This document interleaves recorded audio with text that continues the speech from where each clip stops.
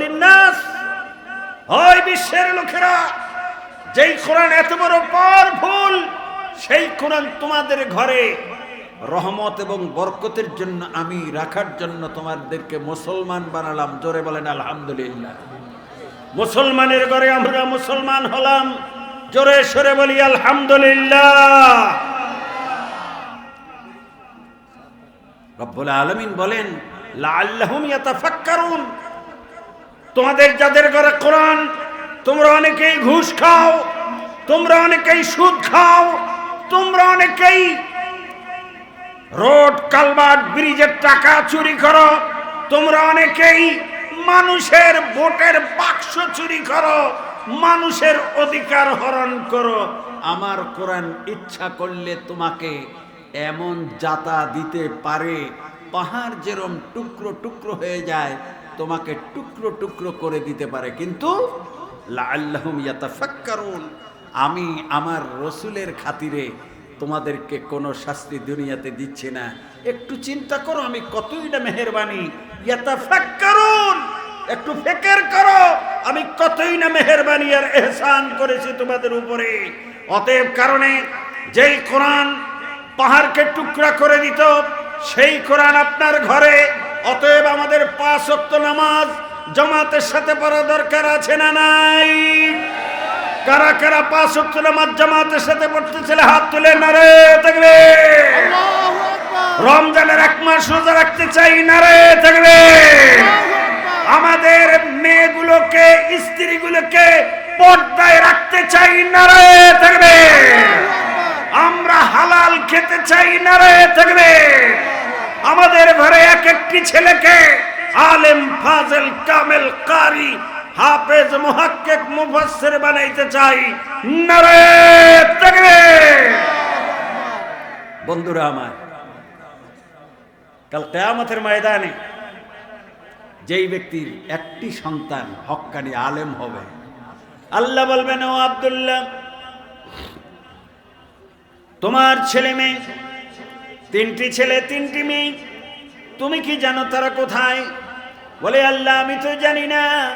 বলে তোমার একটি সন্তান আলেম ছিল, তুমি তাকে কোরআন পড়িয়েছিলা, তোমার বংশের মধ্যে নিকট আত্মীয়র মধ্যে অনেকেই জাহান্নামে আছে, যেহেতু একজন ছেলেকে তুমি আলেম বানিয়েছিলা, যাও জাহান্নামের নিকটে যাও।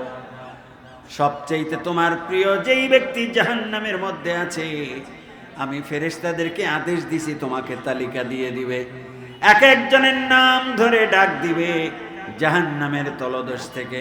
তোমার ছেলে আলেম হওয়ার কারণে আমি 10 জনকে জাহান্নাম থেকে মুক্তি দিয়ে তোমার সাথে বেহেশত দান করে দিব। সুবহানাল্লাহ, জোরে বলবেন না? আর যারা ভাগ্যবান, এই যে স্টেজের মধ্যে বসা আলেম ওলামারা, এমন আলেম আছে 14 পুরুষ তাদের আলেম, ছেলেরা আলেম, মেয়েরা আলেম, বেগম সাহেব আলেম, বোন আলেম, খালা আলেম, এরকম আছে না নাই? অতএব একটা দোয়া শিখিয়ে দিয়া আমি আমার বক্তব্য শেষ করব। আফসোস, এত বড় বড় মানের কারীরা আসছে, যারা 60 সেকেন্ড, 70 সেকেন্ড, 80 সেকেন্ড শ্বাস রাখতে পারে, এমন কারীরা এখানে আসছে। এখনো এই শেরপুরের বিশাল প্যান্ডেলটি এখনো পরিপূর্ণ হয় নাই। মাইকের আওয়াজ যত দূর পর্যন্ত যায়, সকলকে সে এই কোরআনের মাহফিলে অংশগ্রহণ করার জন্য বিনীত অনুরোধ জানাচ্ছি। বন্ধুরা আমার, কোরআন কি জিনিস? আমাদের বাংলাদেশ থেকে যে সমস্ত ছেলেপেলেরা বিদেশে গিয়ে পুরস্কার পেয়েছে, শেরপুরের লোকেরা আপনার ছেলেকে ডাক্তার বানাবেন, স্যালুট আপনাকে। আপনার ছেলেকে ইঞ্জিনিয়ার বানাবেন, স্যালুট আপনাকে। আপনার ছেলেকে পাইলট বানাবেন, স্যালুট আপনাকে। আপনার ছেলে সেনা প্রধান হবে, স্যালুট আপনাকে। কিন্তু আপনার ছেলে যদি ঈদি শাবানের মতো কারি হয়, আপনাকে 10 বার স্যালুট। কথা ঠিক না বেঠিক? আজকে একটা দোয়া শিখিয়ে দিয়ে যায়। মাওলানা কারি গোলাম মোস্তফা বাংলা ওয়াজ টিপ দিবেন। আমার 40টা তাফসীর মাহফিল আছে ইউটিউব এবং ফেসবুকের মধ্যে। প্রত্যেক মাহফিলেই আমি এই দোয়াটা শিখিয়ে দিই। আমার যেরকম গোষ্ঠীর মধ্যে 14 গোষ্ঠী আলেম ওলামা, আজ থেকে সেই 60 বছর আগে আমি আমার আব্বার কাছে তাফসীর শুনেছিলাম। আর আমার আব্বা ছিলেন শর্ষিনার মরহুম মকবুল দাদা হুজুর মাওলানা নেসারউদ্দিন রহমাতুল্লাহ আলাইহি খলিফা ছিলেন। আমার আব্বা জান মুফাসসিরে কোরআন ছিলেন, পীর সাহেব ছিলেন। আব্বা তাফসীর মাহফিলের মধ্যে বলতেছেন, আমি তখন মাত্র হাফেজ হয়ে এসেছি। বলতেছে, বাবারা বাচ্চা পদাই করতে কোরআনের আয়াত পড়ে পদাই করো, পেটের মধ্যে থেকে নামাজি মুত্তাকি পরহেজগার আলেম ফাজেল হয়ে বের হয়ে আসবে। সুবহানাল্লাহ জোরে বলবেন না? আমি তো তখন ছোট। আইসা আমার নানিকে বলতেছি, নানু আমার আব্বা বলছে কোরআন শরীফের এই আয়াত পড়লে পেটের মধ্যে থেকে মৌলবি বাইর হয়। আমার নানু আমাকে বলতেছে, নাতি কথা তো সত্যিই ঠিক, তুমি তো হাফেজ হয়ে গেছো। তা আমি বলি, পেটের মধ্যে থেকে বেরে? কয়, পেটের মধ্যে থেকে ওই সমস্ত জিনিসপত্র লইয়া বাইর হয়, এরপরে অল্প একটু মেহনত করলে সে হাফেজ আলেম কারি হয়ে যায়। সুবহানাল্লাহ বলেন জোরে। আজকে সেই তো আপনাদেরকে শিখিয়ে দেই। 5 বছর পরে যদি আসি, আল্লাহ যদি হায়াতে বাঁচিয়ে রাখে, শত শত তাফসীর মাহফিলে। এটা তো ময়মনসিংহ শেরপুর, বগুড়া শেরপুর আছে। আমি যে আয়াত পড়বো সে আয়াতের মুজিজার কথা বলছি। কোরআন কত শক্তি রাখে। বগুড়া শেরপুরে ওয়াজ করতে গেছি, তাফসীর 1 ঘন্টা শেষ হয়েছে, স্টেজের পিছনে শুনতেছি ওয়া ওয়া করে বাচ্চা কান্দে। মাহফিলের সভাপতিকে ধমক দিলাম, এই মাহফিলের স্টেজের পিছনে বাচ্চা কান্দে, ব্যাপারটা কি? পিছনের থেকে মহিলা বলতেছে, হুজুর আপনার সন্তান নিয়ে আসছি আপনাকে দেওয়ার জন্য। একটা বেকায়দায় পড়ে গেল। সভাপতি আমাকে কানে কানে কয়, হুজুর এখানে কি সম্বন্ধ টম্বন্ধ করছেন নাকি? আমি বললাম, এই বাচ্চার বাপকে স্টেজে আসতে বলো। ওই বাচ্চার পিতা, 1 বছরের ছোট বাচ্চার পিতা স্টেজের মধ্যে আইসা মাইকটা হাতে নিয়ে বলতেছে, হুজুর আজ থেকে 3 বছর আগে শেরপুর আলিয়া মাদ্রাসায় আপনি মাহফিলের মধ্যে দোয়া শিখিয়ে দিয়েছিলেন। আমার স্ত্রীর শরীরের ওজন হইল 120 কেজি। কয় কেজি? আপনারা কেউ বোঝেন না বোধহয় আমার কথা। 120 কেজি। তাহলে আমার মতো চিকন না, একটু মোটা? হুজুর আমার স্ত্রীর শরীরের ওজন 120 কেজি, আমার চাইতে 3 গুণ মোটা। আমার এর পূর্বে 2টি সন্তান, দুটোটাই সিজার অপারেশন হয়েছে, পেট কেটে বাচ্চা বের করতে হয়েছে। আপনার ওয়াজ যখন শুনলাম, এই দোয়া যদি কেউ 5 ওয়াক্ত নামাজের পরে যদি তেলাওয়াত করে, তাইলে তাকে আসানের সাথে বাচ্চা হবে, সিজার করা লাগবে না। সুবহানাল্লাহ। এবার দোয়া পড়ে দেই, তারপরে অর্থ করি, বুঝবেন এই দোয়ার পাওয়ার কত। পরে আমার সাথে, বিসমিল্লাহির রহমানির রহিম। রব্বানা হাব লানা মিন আজওয়াজিনা ওয়া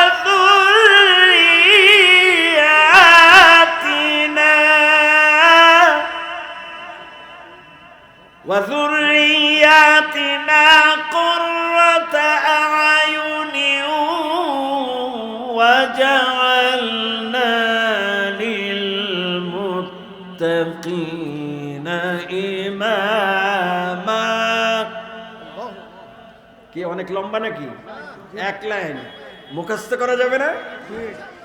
এই শেরপুরের ছেলেরা, তোমরা অনেক কিছুই মোবাইলে রেকর্ড করো। একটি অ্যাটমিক শক্তি তোমাদেরকে দিয়ে গেলাম, চ্যালেঞ্জ দিয়ে গেলাম। ওই বগুড়ার শেরপুরের ওই লোক বলতেছে, হুজুর আজ থেকে 1 বছর আগে আমার স্ত্রী বলল অফিস থেকে একটু তাড়াতাড়ি ফিরবে। আমার তো 9 মাস পার হলো, শরীরটা কেমন একটু ভার ভার লাগছে। হুজুর, বেগম সাহেবের সাথে আমি বিছানায় শুয়ে আছি, রাত্র 3টার সময় আমার ঘুম ভেঙে গেল। আমি দেখি আমার বিছানার মধ্যে একটি ছোট বাচ্চার ওয়া ওয়া শব্দ হচ্ছে। আমি চোখ খুলে দেখি আমার স্ত্রী নাক ডেকে ঘুমাচ্ছে, আর স্বাভাবিকভাবে বাচ্চাটি প্রসব হয়ে গেছে।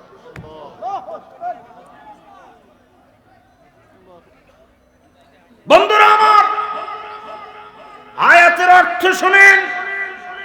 রব্বানা, হে প্রভু, হাবলানা মিন আজওয়াজিনা ওয়া যুররিয়াতিনা, আপনি আমার ছেলে মেয়ে বিবি বাল বাচ্চাকে এমন ভাবে প্রস্তুত করে দেন, কুররাতা আয়ুনিন, যাতে তাদেরকে আমি দেখলে আমার চক্ষু ঠান্ডা হয়ে যায়। কে শিখিয়ে দিচ্ছেন? জোরে বলেন, কে শিখিয়ে দিলেন? ওয়াজআলনা লিল মুত্তাকিনা ইমামা।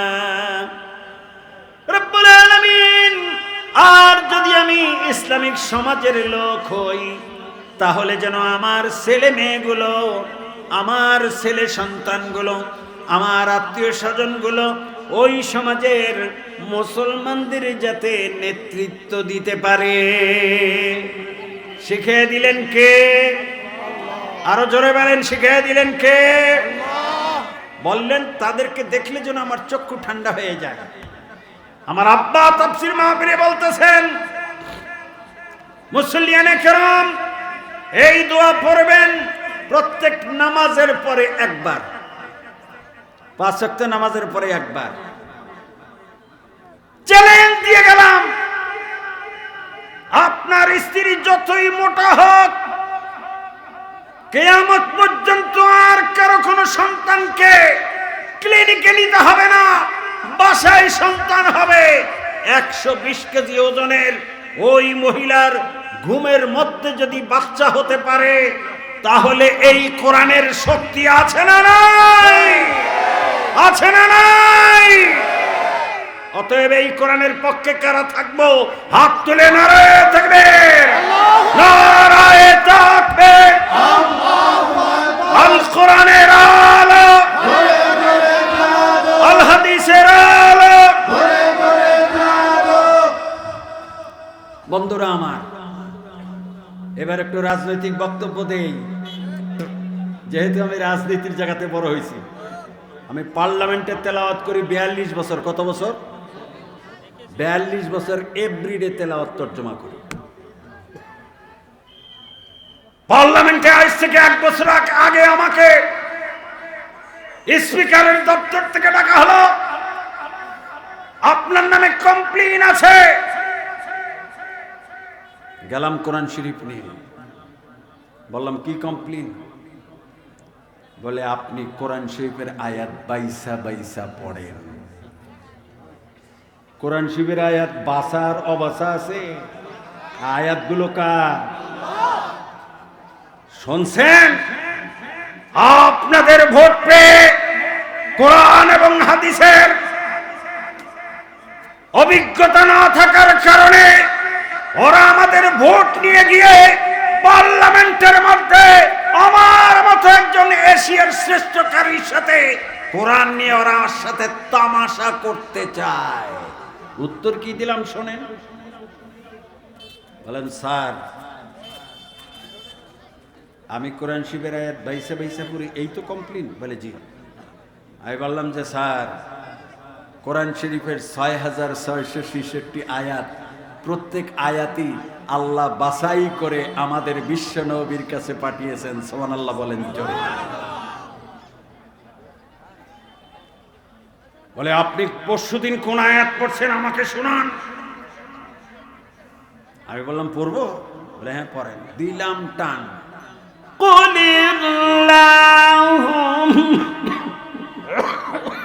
চা নাই, ঠান্ডা তওবা পালান। قل اللهم مالك الملك تؤتي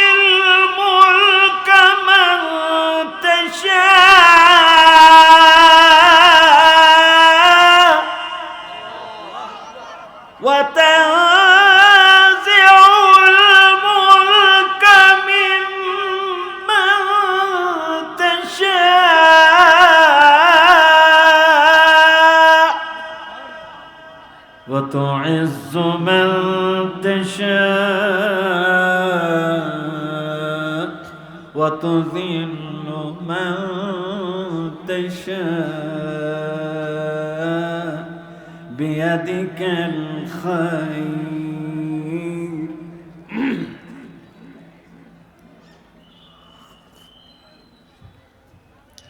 إنك على كل شيء قدير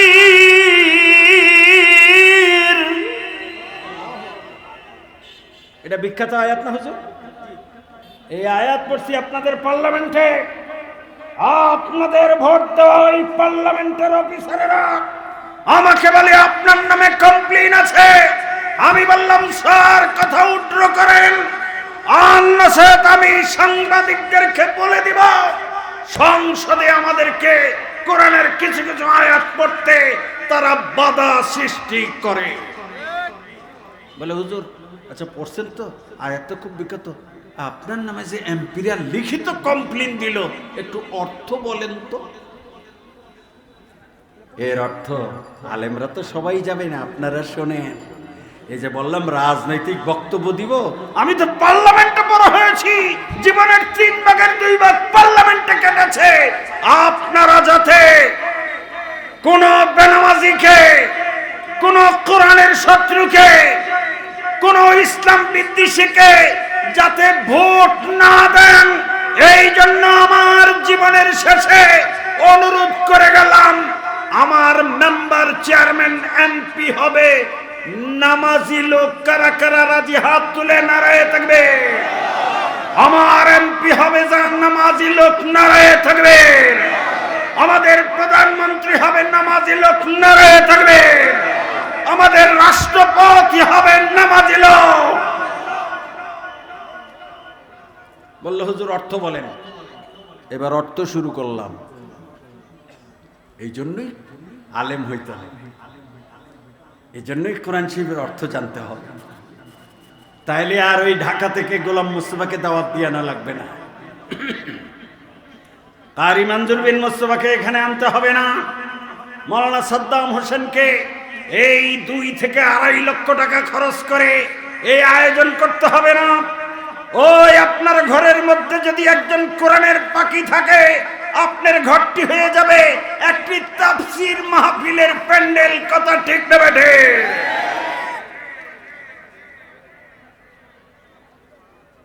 এবার শুরু করলাম তর্জমা। কোথায়? স্পিকারের রুমে। কেউ আবার গাও জ্বালা হতে পারে, আরে আপনার দৌড় হয়তো আইজি পর্যন্ত। আমি তো মাত্র 3 জনকে সালাম দেই, মহামান্য রাষ্ট্রপতি, প্রধানমন্ত্রী আর স্পিকার। বাকিদেরকে সালাম দেওয়ার দরকার নাই, কারণ আমি তো 42 বছর। আপনার এলাকার এমপি 2 বার এমপি 10 বছর, 3 বার এমপি 15 বছর। আমি তো 42 বছর কোরআন পড়ি। এমনি না, দয়া দাক্ষিণ্যের জন্য না, বাংলাদেশের নয় এশিয়ার মধ্যে শ্রেষ্ঠ কারি হিসাবে পার্লামেন্টে তেলাওয়াত করি, আপনার অনুগ্রহের কারণে নয়। অর্থ শোনেন। সংসদের দাদারা আমাকে ডেকে বলতেছে আপনার নামে কমপ্লেইন আছে। আলেম হইতে হবে, তাহলে তার সামনে স্পিকারের কোনো মূল্য নাই, মন্ত্রীর মূল্য নাই, প্রধানমন্ত্রীর মূল্য নাই, চেয়ারম্যান এমপির তো খানাই নাই। কিন্তু আলেম হইতে হবে 1 নম্বরে। আমাদের অনেক আলেমদেরকে, আল্লামা মুফতি মামুনুল হককে বছরের পর বছর আপনারা জেলখানায় রেখেছেন। কথা ঠিক না বেঠে? বলে হুজুর আমরা ভোট দিছে কে? এমপি বানাইতে ভোট দিছে কে? ফেরেশতা? ও এমনি নিয়ে নিছে। কিন্তু এইবার দেখা যাবে কাকে ভোট দেয়। এবার নামাজি চাই, মুত্তাকি চাই, পরহেজগার চাই, যাতে কইরা আবার আমি গোলাম মুস্তফা পার্লামেন্টে কোরআন পড়ে যেন এই দেশে কোরআন শুনে দেশটা চলতে পারে। কারা কারা তো হাত তুলে নারায়ে থাকবে, নারায়ে থাকবে। অর্থ শুনেন। কি তেলাওয়াত করার পরেও তাদের গাও জ্বলে। কুলিল্লাহুম্মা মালিকাল মুলক তুতিল মুলকা মান তাশা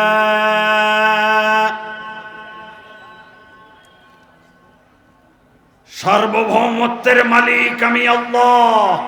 এই সার্বভৌমত্বের মালিক কে? আরো চিৎকার মেরে বলেন, সার্বভৌমত্বের মালিক কে? আসমান জমিনের মালিক কে? তিনি বলছেন, আমি যে আয়াত পড়ার কারণে ওনাদের গা জ্বালা উঠে গেছে। সার্বভৌমত্বের মালিক আমি আল্লাহ, যাকে ইচ্ছা ক্ষমতায় বসাই, যাকে ইচ্ছা ক্ষমতা থেকে নামিয়ে দেই। কে বলেছেন? আল্লাহ। কে বলেছেন? আল্লাহ। ওরা মনে করছে আমি বোধহয় লিখে নিয়ে গেছি।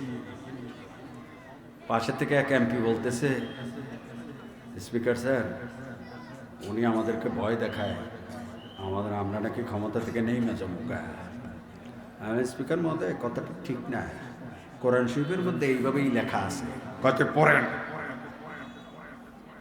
যাকে ইচ্ছা ক্ষমতায় বসাই, যাকে ইচ্ছা ক্ষমতা থেকে নামিয়ে দেই। অতএব জমান্তাসা, যাকে ইচ্ছা সম্মানের উচ্চে উঠাই। অত জিল্লুমান্তাসা, যাকে ইচ্ছা ধাক্কাইতে ধাক্কাইতে ঠ্যাঙ্গাইতে ঠ্যাঙ্গাইতে জেলখানার মধ্যে ঢুকাই, কোন সময় আবার দেশ থেকে বের করে দেই। কথা ঠিক না বেটে?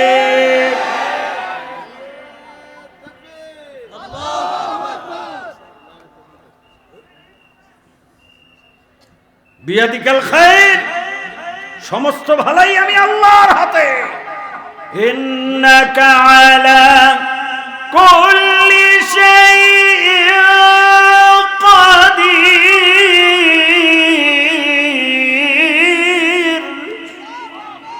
সর্বময় ক্ষমতার মালিক আমি আল্লাহ। সর্বময় ক্ষমতার মালিক কে? আরো জোরে বলেন, সর্বময় ক্ষমতার মালিক কে? বক্তব্য আমার শেষ। এরকম একটা মাহফিলের জন্য 2 থেকে 3 লক্ষ টাকা খরচ মিনিমাম। বিদেশিকারীদেরকে 1 লক্ষ টাকা করে হাদিয়া দিতে হবে। বলে হুজুর এত? হ্যাঁ রে মেয়ে, আমরা যারা এখানে বসা, আমরা কি পাইছি শোনেন। আমাদের ছাত্র আজ থেকে 18 বছর আগে আদেল দুবাই কারাত প্রতিযোগিতায় গিয়ে প্রথম স্থান অধিকার করেছিল। সে পেয়েছিল 65 লক্ষ টাকা। আলহামদুলিল্লাহ বলবেন। আজ থেকে 5 বছর আগে কারি আবু রায়হান, আজ থেকে 3 বছর আগে ওই হাফেজ জাকারিয়া দুবাইতে ফার্স্ট হয়েছে, পাইছে 70 লক্ষ টাকা। জোরে বলেন মারহাবা। আমাদের জাকারিয়া মাত্র 25 বছর বয়স। সে যদি এক তেলাওয়াতে, আধা ঘন্টার তেলাওয়াতে যদি 70 লাখ পায়, এখানে যারা বসা বিশ্বের বিখ্যাত কারি, তাদেরকে 1 লক্ষ টাকা হাদিয়া দিলে বেশি হবে না কম? অতএব কারণে আমি যদি বলি এখানে কারা আছেন, আমাকে কিন্তু কর্তৃপক্ষ বলে না হুজুর কিছু বইলেন, বলার সাহসই নেই। আমার ছেলের ছাত্র এরা, যারা আয়োজন করছে। এইরকম একটি মাহফিল প্রতি বছর এই শেরপুরে হোক। কারা কারা আমরা চাই হাত তুলে আল্লাহু আকবার। আমি অনুরোধ করব, যারা টুলুমুলু ছোট মোটো তারা 10 টাকা, যারা একটু হাই স্কুলে পড়ে 20 টাকা, যারা এখানে ক্যামেরাম্যান হেরা 100 টাকা, যারা আপনারা ভিআইপি চেয়ারে বসে রয়েছেন সারা 500 টাকা, যারা মেম্বার চেয়ারম্যান 5 বিঘা 10 বিঘার মালিক তারা 5000, আর যারা ওই বিশ্বের লোকেরা, যেই কোরআন এত বড় পাওয়ারফুল, সেই কোরআন তোমাদের ঘরে রহমত এবং বরকতের জন্য আমি রাখার জন্য তোমাদেরকে মুসলমান বানালাম। জোরে বলেন আলহামদুলিল্লাহ। মুসলমানের ঘরে আমরা মুসলমান হলাম। জোরে সরে বলি আলহামদুলিল্লাহ। রব্বুল আলামিন বলেন লাআল্লাহুম ইয়াতাফাক্কারুন, তোমাদের যাদের ঘরে কোরআন, তোমরা অনেকেই ঘুষ খাও, তোমরা অনেকেই সুদ খাও, তোমরা অনেকেই রোড কালভার্ট ব্রিজের টাকা চুরি করো, তোমরা অনেকেই মানুষের ভোটের বাক্স চুরি করো, মানুষের অধিকার হরণ করো। আমার কোরআন ইচ্ছা করলে তোমাকে এমন জাতা দিতে পারে, পাহাড় যেরম টুকরো টুকরো হয়ে যায়, তোমাকে টুকরো টুকরো করে দিতে পারে। কিন্তু লাআল্লাহুম ইয়াতাফাক্কারুন, আমি আমার রসুলের খাতিরে তোমাদেরকে কোনো শাস্তি দুনিয়াতে দিচ্ছি না। একটু চিন্তা করো আমি কতই না মেহেরবানি। ইয়াতাফাক্কারুন, একটু ফিকির করো আমি কতই না মেহেরবানি আর ইহসান করেছি তোমাদের উপরে। অতএব কারণে যেই কোরআন পাহাড়কে টুকরা করে দিত, সেই কোরআন আপনার ঘরে। অতএব আমাদের 5 ওয়াক্ত নামাজ জামাতের সাথে পড়া দরকার আছে না নাই? কারা কারা 5 ওয়াক্ত নামাজ জামাতের সাথে পড়তেছিল হাত তুলে নারে তাকবীর। রমজানের 1 মাস রোজা রাখতে চাই, নারে তাকবীর। আমাদের মেয়েগুলোকে, স্ত্রীগুলোকে পর্দায় রাখতে চাই, নারে তাকবীর। আমরা হালাল খেতে চাই, নারে তাকবীর। আমাদের ঘরে এক একটি ছেলেকে আলেম, ফাজেল, কামেল, কারি, হাফেজ, মুহাক্কিক, মুফাসসির বানাইতে চাই, নারে তাকবীর। বন্ধুরা আমার, কাল কিয়ামতের ময়দানে যেই ব্যক্তির একটি সন্তান হক্কানি আলেম হবে, আল্লাহ বলবেন, ও আব্দুল্লাহ, তোমার ছেলে মেয়ে 3টি ছেলে 3টি মেয়ে, তুমি কি জানো তারা কোথায়? বলে, আল্লাহ আমি তো জানি না। বলে, তোমার একটি সন্তান আলেম ছিল, তুমি তাকে কোরআন পড়িয়েছিলা। তোমার বংশের মধ্যে নিকট আত্মীয়ের মধ্যে অনেকেই জাহান্নামে আছে, যেহেতু একজন ছেলেকে তুমি আলেম বানিয়েছিলা, যাও জাহান্নামের নিকটে যাও। সবচেয়ে তোমার প্রিয় যেই ব্যক্তি জাহান্নামের মধ্যে আছে, আমি ফেরেশতাদেরকে আদেশ দিছি তোমাকে তালিকা দিয়ে দিবে, এক একজনের নাম ধরে ডাক দিবে জাহান্নামের তলদেশ থেকে। তোমার ছেলে আলেম হওয়ার কারণে আমি 10 জনকে জাহান্নাম থেকে মুক্তি দিয়ে তোমার সাথে বেহেশত দান করে দিব। সুবহানাল্লাহ, জোরে বলবেন না? আর যারা ভাগ্যবান, এই যে স্টেজের মধ্যে বসা আলেম ওলামারা, এমন আলেম আছে 14 পুরুষ তাদের আলেম, ছেলেরা আলেম, মেয়েরা আলেম, বেগম সাহেব আলেম, বোন আলেম, খালা আলেম, এরকম আছে না নাই? অতএব একটা দোয়া শিখিয়ে দিয়া আমি আমার বক্তব্য শেষ করব। আফসোস, এত বড় বড় মানের কারীরা আসছে, যারা 60 সেকেন্ড, 70 সেকেন্ড, 80 সেকেন্ড শ্বাস রাখতে পারে, এমন কারীরা এখানে আসছে। এখনো এই শেরপুরের বিশাল প্যান্ডেলটি এখনো পরিপূর্ণ হয় নাই। মাইকের আওয়াজ যত দূর পর্যন্ত যায়, সকলকে সে এই কোরআনের মাহফিলে অংশগ্রহণ করার জন্য বিনীত অনুরোধ জানাচ্ছি। বন্ধুরা আমার, কোরআন কি জিনিস? আমাদের বাংলাদেশ থেকে যে সমস্ত ছেলেপেলেরা বিদেশে গিয়ে পুরস্কার পেয়েছে, শেরপুরের লোকেরা আপনার ছেলেকে ডাক্তার বানাবেন, স্যালুট আপনাকে। আপনার ছেলেকে ইঞ্জিনিয়ার বানাবেন, স্যালুট আপনাকে। আপনার ছেলেকে পাইলট বানাবেন, স্যালুট আপনাকে। আপনার ছেলে সেনা প্রধান হবে, স্যালুট আপনাকে। কিন্তু আপনার ছেলে যদি ঈদি শাবানের মতো কারি হয়, আপনাকে 10 বার স্যালুট। কথা ঠিক না বেঠি? আজকে একটা দোয়া শিখিয়ে দিয়ে যাই। মাওলানা কারি গোলাম মোস্তফা বাংলা ওয়াজ টিপ দিবেন। আমার 40টা তাফসীর মাহফিল আছে ইউটিউব এবং ফেসবুকের মধ্যে। প্রত্যেক মাহফিলেই আমি এই দোয়াটা শিখিয়ে দিই। আমার যেরকম গোষ্ঠীর মধ্যে 14 গোষ্ঠী আলেম ওলামা, আজ থেকে সেই 60 বছর আগে আমি আমার আব্বার কাছে তাফসীর শুনেছিলাম। আর আমার আব্বা ছিলেন শর্ষিনার মরহুম মকবুল দাদা হুজুর মাওলানা নেসারউদ্দিন রহমাতুল্লাহ আলাইহি খলিফা ছিলেন আমার আব্বা জান। মুফাসসিরে কোরআন ছিলেন, পীর সাহেব ছিলেন। আব্বা তাফসীর মাহফিলের মধ্যে বলতেছেন, আমি তখন মাত্র হাফেজ হয়ে এসেছি। বলতেছে, বাবারা বাচ্চা পদাই করতে কোরআনের আয়াত পড়ে পদাই করো, পেটের মধ্যে থেকে নামাজি মুত্তাকি পরহেজগার আলেম ফাজেল হয়ে বের হয়ে আসবে। সুবহানাল্লাহ জোরে বলবেন না? আমি তো তখন ছোট। আইসা আমার নানিকে বলতেছি, নানু আমার আব্বা বলছে কোরআন শরীফের এই আয়াত পড়লে পেটের মধ্যে থেকে মৌলবি বাইর হয়। আমার নানু আমাকে বলতেছে, নাতি কথা তো সত্যিই ঠিক, তুমি তো হাফেজ হয়ে গেছো। তা আমি বলি, পেটের মধ্যে থেকে বেরে?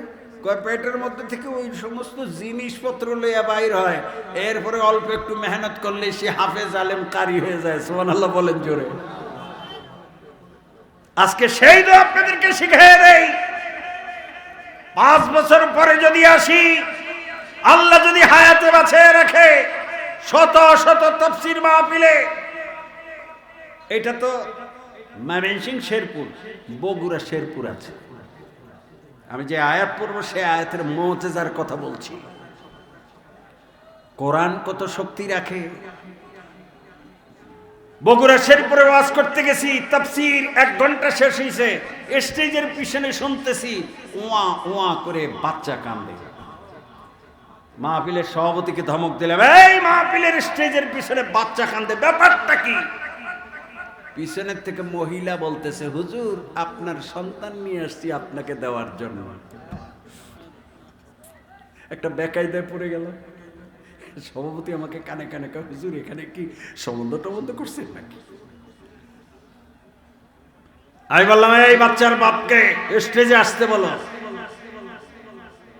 ওই বাচ্চার পিতা, 1 বছরের ছোট বাচ্চার পিতা স্টেজের মধ্যে আইসা মাইকটা হাতে নিয়ে বলতেছে, হুজুর আজ থেকে 3 বছর আগে শেরপুর আলিয়া মাদ্রাসায় আপনি মাহফিলের মধ্যে দোয়া শিখিয়ে দিয়েছিলেন। আমার স্ত্রীর শরীরের ওজন হইল 120 কেজি। কয় কেজি? আপনারা কেউ বোঝেন না বোধহয় আমার কথা। 120 কেজি। তাহলে আমার মতো চিকন না, একটু মোটা? হুজুর আমার স্ত্রীর শরীরের ওজন 120 কেজি, আমার চাইতে 3 গুণ মোটা। আমার এর পূর্বে 2টি সন্তান, দুটোটাই সিজার অপারেশন হয়েছে, পেট কেটে বাচ্চা বের করতে হয়েছে। আপনার ওয়াজ যখন শুনলাম, এই দোয়া যদি কেউ 5 ওয়াক্ত নামাজের পরে যদি তেলাওয়াত করে, তাইলে তাকে আসানের সাথে বাচ্চা হবে, সিজার করা লাগবে না। সুবহানাল্লাহ। এবার দোয়া পড়ে দিই, তারপরে অর্থ করি, বুঝবেন এই দোয়ার পাওয়ার কত। পরেন আমার সাথে, বিসমিল্লাহির রহমানির রহিম। রব্বানা হাব লানা মিন আজওয়াজিনা ওয়া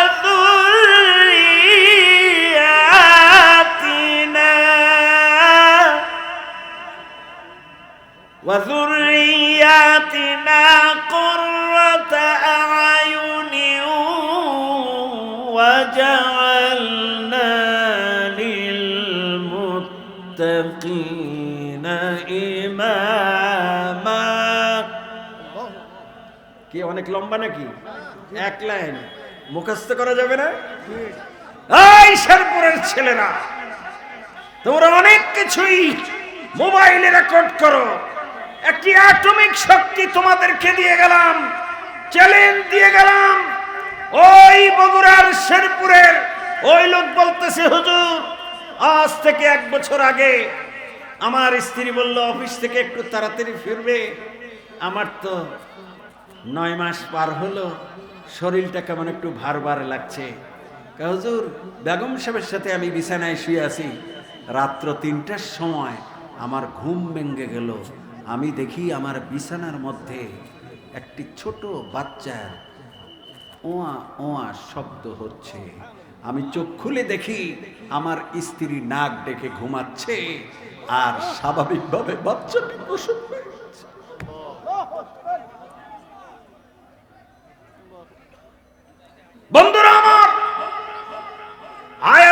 অর্থ শুনেন, রব্বানা, হে প্রভু, হাবলানা মিন আজওয়াজিনা ওয়া যুররিয়াতিনা, আপনি আমার ছেলে মেয়ে বিবি বাল বাচ্চাকে এমন ভাবে প্রস্তুত করে দেন, কুররাতা আয়ুনিন, যাতে তাদেরকে আমি দেখলে আমার চক্ষু ঠান্ডা হয়ে যায়। কে শিখিয়ে দিচ্ছেন? জোরে বলেন, কে শিখিয়ে দিলেন? ওয়াজআলনা লিল মুত্তাকিনা ইমামা। রব্বুল আলামিন, আর যদি আমি ইসলামিক সমাজের লোক হই, তাহলে যেন আমার ছেলে মেয়েগুলো, আমার ছেলে সন্তানগুলো, আমার আত্মীয় স্বজনগুলো ওই সমাজের মুসলমানদের যাতে নেতৃত্ব দিতে পারে। শিখিয়ে দিলেন কে? আরো জোরে বলেন, শিখিয়ে দিলেন কে? বললেন তাদেরকে দেখলে যেন আমার চক্ষু ঠান্ডা হয়ে যায়। আমার আব্বা তাফসীর মাহফিলে বলতেছেন, মুসল্লিয়ানে কেরাম এই দোয়া পড়বেন প্রত্যেক নামাজের পরে একবার, 5 ওয়াক্ত নামাজের পরে একবার। চ্যালেঞ্জ দিয়ে গেলাম, আপনার স্ত্রী যতই মোটা হোক, কিয়ামত পর্যন্ত আর কারো কোনো সন্তানকে ক্লিনিকে নিতে হবে না, বাসায় সন্তান হবে। 120 কেজি ওজনের ওই মহিলার ঘুমের মধ্যে যদি বাচ্চা হতে পারে, তাহলে এই কোরআনের শক্তি আছে না নাই? আছে না নাই? অতএব এই কোরআনের পক্ষে কারা থাকবো? হাত তুলে নারায়ে তাকবীর, নারায়ে তাকবীর। আল কোরআনের আলো, আল হাদিসের আলো। বন্ধুরা আমার, এবার একটু রাজনৈতিক বক্তব্য দেই। যেহেতু আমি রাজনীতির জায়গাতে বড় হয়েছি, আমি পার্লামেন্টে তেলাওয়াত করি 42 বছর। কত বছর? 42 বছর এভরিডে তেলাওয়াত তর্জমা করি। পার্লামেন্টে আজ থেকে 1 বছর আগে আমাকে স্পিকারের দপ্তর থেকে ডাকা হলো, আপনার নামে কমপ্লেইন আছে। গেলাম কোরআন শরীফ নিয়ে, বললাম কি কমপ্লেইন? বলে আপনি কোরআন শরীফের আয়াত বাইসা বাইসা পড়েন। কোরআন শরীফের আয়াত বাসার অবাসা আছে, আয়াতগুলো কার? শুনছেন? আপনাদের ভোট পেয়ে কোরআন এবং হাদিসের অভিজ্ঞতা না থাকার কারণে ওরা আমাদের ভোট নিয়ে গিয়ে পার্লামেন্টের মধ্যে আমার মতো একজন এশিয়ার শ্রেষ্ঠকারীর সাথে কোরআন নিয়ে ওরা আমার সাথে তামাশা করতে চায়। উত্তর কি দিলাম শোনেন। বলেন স্যার, আমি কোরআন শরীফের আয়াত বাইসা বাইসা পড়ি, এই তো কমপ্লেইন? বলে জি। আমি বললাম যে স্যার, কোরআন শরীফের 6666 আয়াত, প্রত্যেক আয়াতই আল্লাহ বাছাই করে আমাদের বিশ্ব নবীর কাছে পাঠিয়েছেন। সুবহানাল্লাহ বলেন জোরে। বলে আপনি পরশুদিন কোন আয়াত পড়ছেন আমাকে শোনান। আমি বললাম পড়বো? বলে হ্যাঁ পড়েন। দিলাম টান,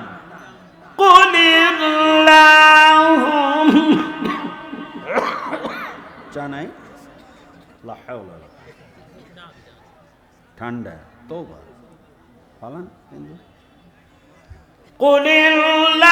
কুলিল্লাহুম্মা মালিকাল মুলকি তুতিল মুলকা মান তাশা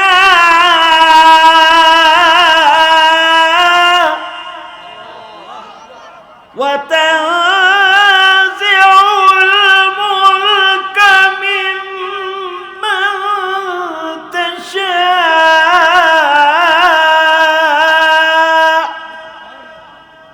ওয়া তুইজ্জু মান তাশা وتذل من تشاء بيدك الخير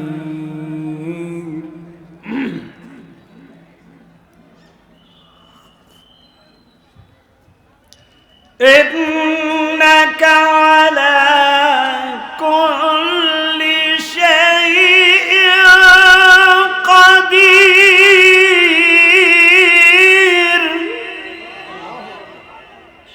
এটা বিখ্যাত আয়াত না হুজুর?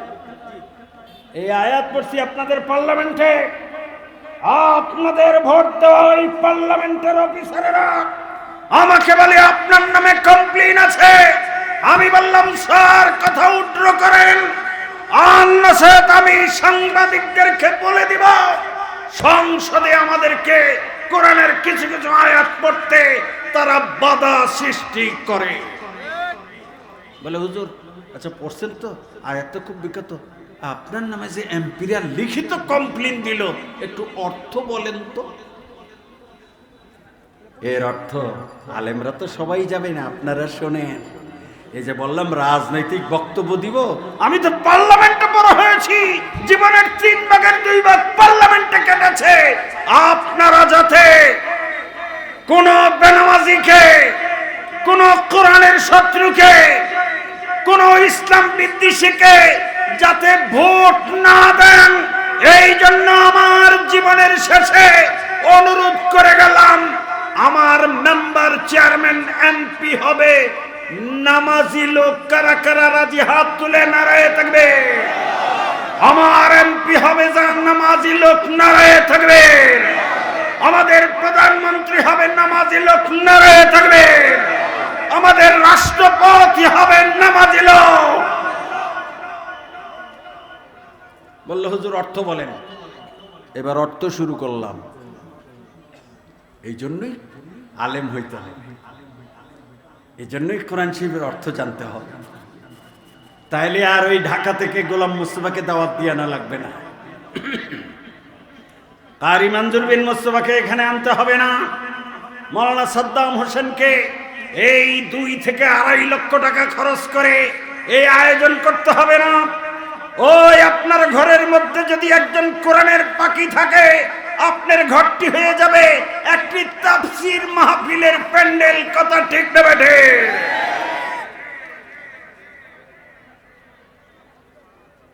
এবার শুরু করলাম তর্জমা। কোথায়? স্পিকারের রুমে। কেউ আবার গাও জ্বালা হতে পারে, আরে আপনার দৌড় হয়তো আইজি পর্যন্ত। আমি তো মাত্র 3 জনকে সালাম দেই, মহামান্য রাষ্ট্রপতি, প্রধানমন্ত্রী আর স্পিকার। বাকিদেরকে সালাম দেওয়ার দরকার নাই, কারণ আমি তো 42 বছর। আপনার এলাকার এমপি 2 বার এমপি 10 বছর, 3 বার এমপি 15 বছর। আমি তো 42 বছর কোরআন পড়ি। এমনি না, দয়া দাক্ষিণ্যের জন্য না, বাংলাদেশের নয় এশিয়ার মধ্যে শ্রেষ্ঠ কারি হিসাবে পার্লামেন্টে তেলাওয়াত করি, আপনার অনুগ্রহের কারণে নয়। অর্থ শোনেন। সংসদের দাদারা আমাকে ডেকে বলতেছে আপনার নামে কমপ্লেইন আছে।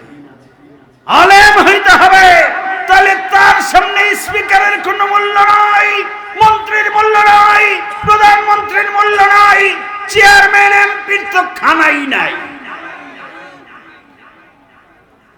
কিন্তু আলেম হইতে হবে 1 নম্বরে। আমাদের অনেক আলেমদেরকে, আল্লামা মুফতি মামুনুল হককে বছরের পর বছর আপনারা জেলখানায় রেখেছেন। কথা ঠিক না বেঠে? বলে হুজুর আমরা ভোট দিছে কে? এমপি বানাইতে ভোট দিছে কে? ফেরেশতা? ও এমনি নিয়ে নিছে। কিন্তু এইবার দেখা যাবে কাকে ভোট দেয়। এবার নামাজি চাই, মুত্তাকি চাই, পরহেজগার চাই, যাতে কইরা আবার আমি গোলাম মুস্তফা পার্লামেন্টে কোরআন পড়ে যেন এই দেশে কোরআন শুনে দেশটা চলতে পারে। কারা কারা হাত তুলে নারায়ে তাকবীর, নারায়ে তাকবীর। অর্থ শুনেন। কি তেলাওয়াত করার পরেও তাদের গাও জ্বলে। কুলিল্লাহুম্মা মালিকাল মুলক তুতিল মুলকা মান তাশা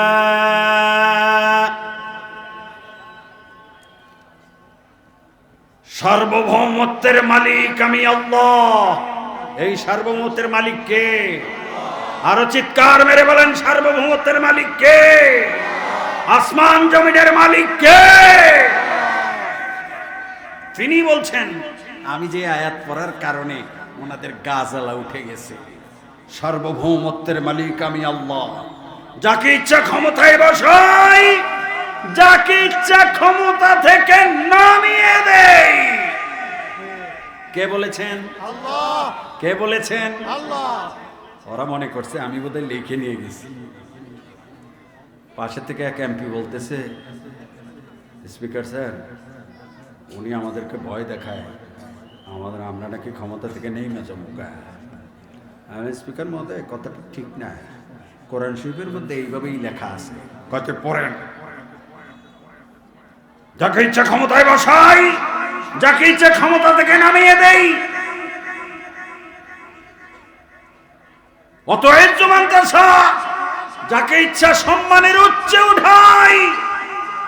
অত জিল্লুমান্তাসা, যাকে ইচ্ছা ধাক্কাইতে ধাক্কাইতে ঠ্যাঙ্গাইতে ঠ্যাঙ্গাইতে জেলখানার মধ্যে ঢুকাই, কোন সময় আবার দেশ থেকে বের করে দেই। কথা ঠিক না বেটে?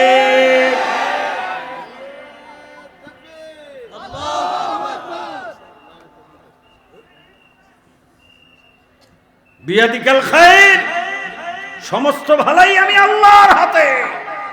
ইন্নাকা আলা কুল্লি শাইইন কাদির।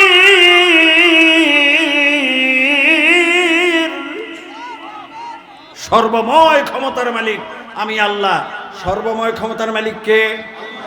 আরো জোরে বলেন, সর্বময় ক্ষমতার মালিক কে? বক্তব্য আমার শেষ। এরকম একটা মাহফিলের জন্য 2 থেকে 3 লক্ষ টাকা খরচ মিনিমাম। বিদেশিকারীদেরকে 1 লক্ষ টাকা করে হাদিয়া দিতে হবে। বলে হুজুর এত? আরে মেয়ে, আমরা যারা এখানে বসা, আমরা কি পাইছি শোনেন। আমাদের ছাত্র আজ থেকে 18 বছর আগে আদেল দুবাই কারাত প্রতিযোগিতায় গিয়ে প্রথম স্থান অধিকার করেছিল। সে পেয়েছিল 65 লক্ষ টাকা।